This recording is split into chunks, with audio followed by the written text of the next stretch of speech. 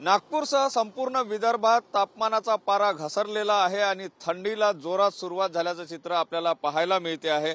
सर्वत्र थंडी पाहायला मिळते आहे। नागपुरात हुडहुडी भरणारी थंडी सुद्धा पाहायला मिळते आहे। थंड वारे दक्षिणेकडून मोठ्या प्रमाणात येत असल्यामुळे हुडहुडी भरणारी थंडी जी आहे ती आपल्याला पाहायला मिळते आहे। एकंदर विदर्भाचा जर विचार केला तर यवतमाळ जिल्ह्यामध्ये जे सगळ्यात रात्रीचा पारा जर बघितला तर 11 अंश सेल्सिअस पर्यंत आला, तर नागपूर चा पारा 12 अंश सेल्सिअस पर्यंत आहे। एकंदर म्हणजे जे गुलाबी थंडीचा आनंद आता नागपूरकर घेताना आपल्याला पाहायला मिळते आहे।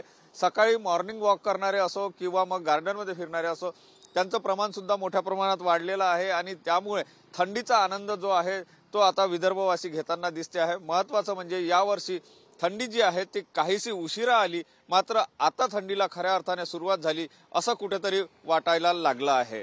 कॅमेरामन खंडूसह सुनील ढगे, TV9 मराठी, नागपूर।